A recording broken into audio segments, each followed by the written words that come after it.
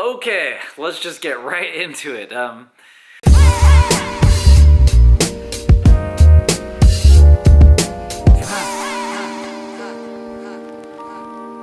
The two things that people mostly commented about in the comment section was oil related questions and turbo spooling questions. So those two things are, pretty much what's on everybody's mind. And the oil issue, everybody had a lot of crazy ideas. None of them seemed to be needed. It just works perfect. As long as the oil lines were ran like smooth and didn't have any kinks in them, the old pump and the new pump both work perfectly adequate. We've had zero oil issues yet. I'll let you know if we get any, but so far, no problems. The second thing was spool time. And we realized really quickly the other day that two-bolt exhaust flanges do not seal well under pressure. And as soon as we got everything running, we started leaking out of these gaskets like crazy. And we've had to switch to new gaskets, and I put some orange RTV, and ultimately we may end up having to switch the style of like clamp, because a two-bolt clamp or two-bolt flange, they just don't like give enough surface tension to like really seal up under pressure. Under normal exhaust flow that's not pressurized, they don't leak at all, but under pressurizing, they seem to be leaking. So that's one problem we're running into with the exhaust system. And the other thing is, these both are T3, T4, 57 trims, and they're just maybe spooling a little later than we wanted. We want the usable power band, 3,500 or 4,000 to 7,500, and we're spooling more like 5,500 to 6,000, which only really gives us like 1,000 RPM of usable like driving horsepower area, which is just not what we wanted. So those are our two main issues, is sealing the pressure under boost through the whole exhaust system, and the fact that it's possible we need to go down a size in exhaust wheel or in the AR of the exhaust housing. So, you know how Panda is. I said, hey, I think it's gonna be laggy. Like, we just drove it around, it doesn't spool to 5,500. I think we should get some more turbos. And then like I hung up the phone and he called me back or sent me a link and was like, hey, I bought new turbos. I'm like, okay, cool, thanks, Panda.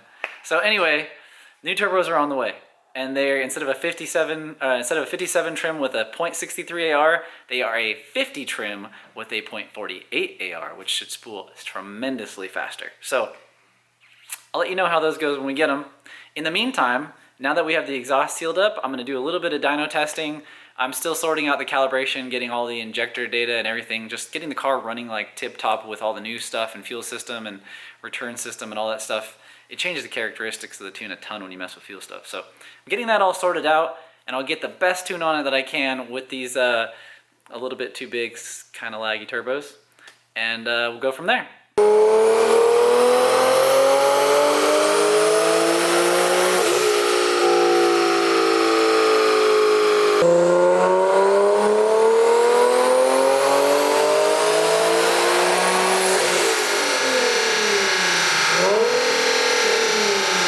Another interesting thing while we're talking about it is once we put the stock mid pipe back in, or that end Y pipe, it had those factory resonators in it, and it sounds like so much better. I'll show you what it sounds like right now. Hold on.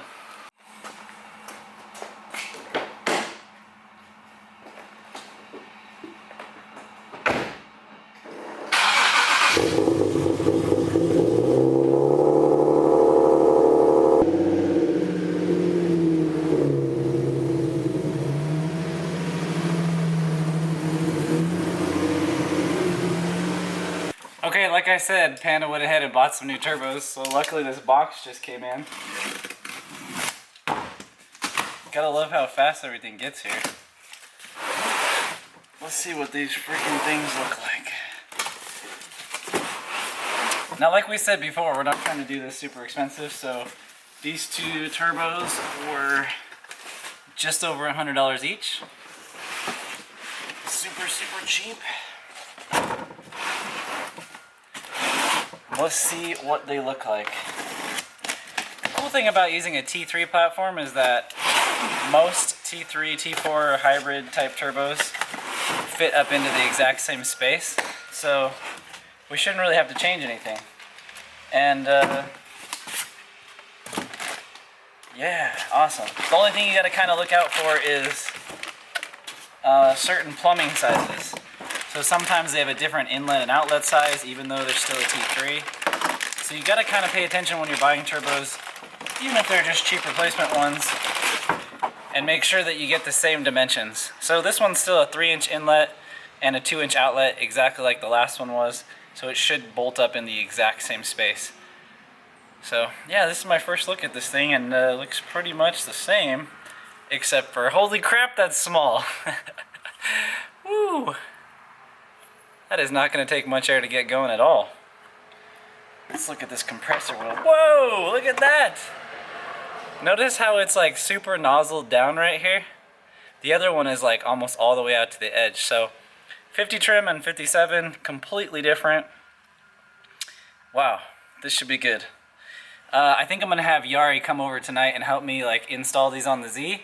And oh man, I just can't wait to get it back on the dyno. This is really exciting. It was already pretty good.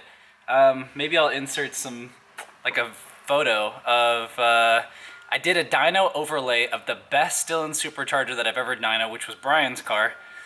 Brian's car is super sick, by the way. He's changing some stuff, air-to-air intercooler and a bunch of other cool things on his Stillen. But anyway, hands down, his car is like the best running Stillen supercharger kit we've ever dynoed.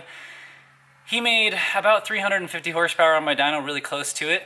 So his kit at the stock boost on the Stillen with the stock tune made like nearly identical, the same kind of numbers and horsepower. This graph right here is our car right now as it sits. So this is the rear mounted T3 T4 57 trims. As you can see down here, it doesn't even start making boost till 5,000 and revs kind of linear up to about 4.5 pounds. 340 horsepower and 264 torque. And it just, the graph is crazy. It looks so similar to the supercharger. I have a graph here that I'm going to overlay.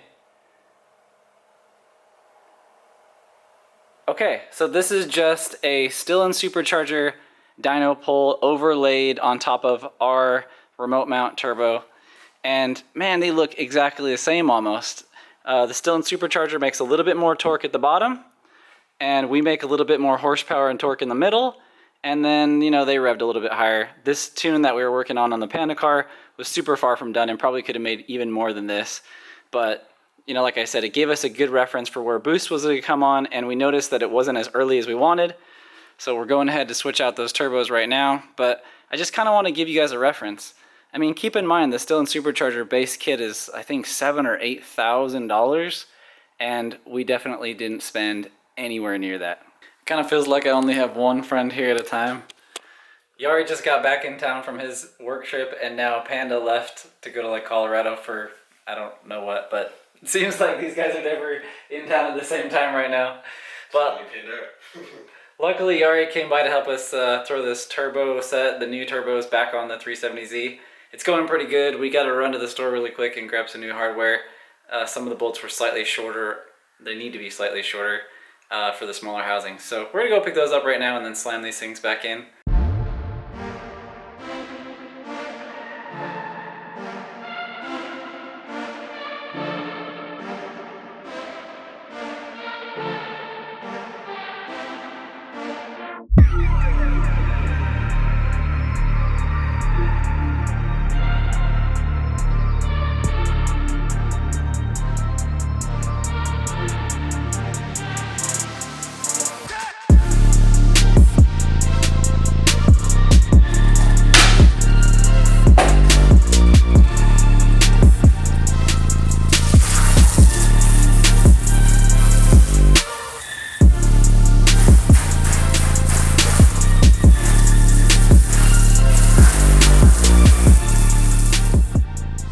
Holy crap, it's starting to come together. We've done a few revisions now, switched to those smaller turbos, and we're finally getting like the results that I was hoping for in the beginning. This is really exciting. We didn't totally waste our money putting those turbos back there. Man, check this out. This is our comparison to a regular conventional turbo kit, like twin turbo kit that was on a G37 I had in here a little while ago. I was able to log the boost and the horsepower and torque, and look how similar the actual spool is on the conventional twin turbo. He makes a little bit more torque, and I'm assuming that's because there's less wasted exhaust energy. But once we do get up to power, we still make a good amount. Keep in mind, from about here over, the tune is not finished. I kind of revved it to about 6,000. The car was starting to go a little bit lean. I need to fix the tune and finish it, but I've got to stop the video for now because I have to get on to other work. In the next video, we're going to go over the pros and cons and the things that we liked and didn't like, and answer like a lot of questions everybody had along the way, concerns about remote mount turboing. So we've kind of made a list of the things we want to go over, and me, Panda, and maybe Yari are going to sit down and talk about it with you guys next time. So if you guys are, trying to do this kind of a project, you might want to catch the next video. And yeah, this is freaking exciting. Like, I can't believe we actually made freaking 300 torque on a remote mount turbo. Bing! I'm happy. I was about to have Richard, our friend from the complex, drive the Z to give us like his unbiased opinion of what he thinks of the drivability, but just started dumping like rain all over the parking lot, which is not ideal. Although I'm not scared to drive it in the rain like everybody thinks I might be. Tires on the back aren't like in great shape, so the chances of sliding out are really, really high.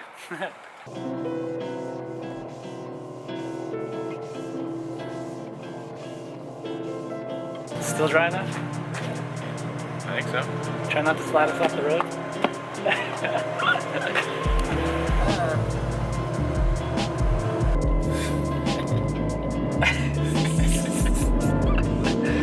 I know it's not like an Audi R8 or a fancy BMW M4 or something, but oh yeah. Gosh, it's getting dark. Did you guys change the clutch, or is it stock clutch? Stock clutch still. But I'm just warning you, it will really like unexpectedly go sideways.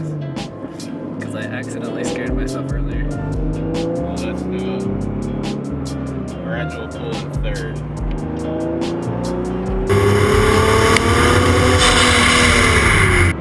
Yeah, it does. See what I mean? Like, even the small. Yeah, so like at 4,000 RPMs, we wanted to go sideways a little bit. Yeah. Obviously, part of that's just the tires, but I mean, they probably got 40% tire left. But it's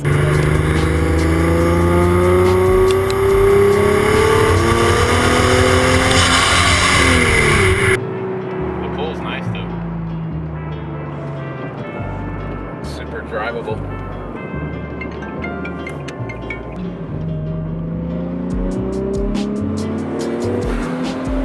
It kind of gets it right there in that mid-range. Yeah, like it comes on. It's kind of interesting when somebody else is driving. Does it feel faster? In the Yeah, back? it feels faster over here for sure.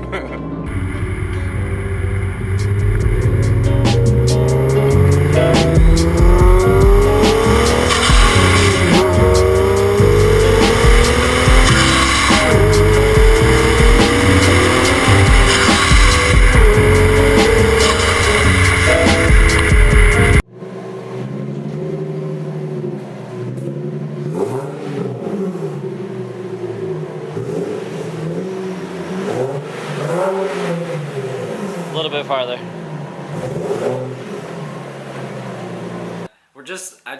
I know I said I was wrapping the video up before, but I'm really gonna wrap it up this time. I really wanted to finish the dyno tuning of this car, but we kind of are at a point where we have to test a few more things. So I don't want to give you like final absolute horsepower numbers, because we're learning things that are totally new to this setup that have never applied before. Like, what did we figure out today? As the car heats up, we spool way earlier. Like, we gained like 1,000 horsepower, 1,000 RPM in spool. Yep. We started spooling a full 1,000 RPM earlier as the exhaust temperature increased, which we know is a thing, but we didn't know how drastically it would affect it. And it's crazy, like the car gets hotter and hotter and hotter. Usually a turbo car will start losing efficiency, but the air temperatures remained like 80 degrees or 60 degrees. No, 67. Yeah, 67 degrees on the last pull, and the exhaust was just climbing, which was making the boost start to spool earlier. And yeah, that makes me start to think a few new things that I want to try on the car. Anyway, stay tuned. We're going to have a lot more videos on this. We're basically going to try to flush out all of the things that we can do to make this the most efficient as we possibly can. And we'll try to show you guys what we do along the way. We did this by like a super minimalist approach, just doing the very minimum to get it turboed. and now we can actually see what could be better. So, all right, take it easy, guys. We'll see you in the next video. Later, guys.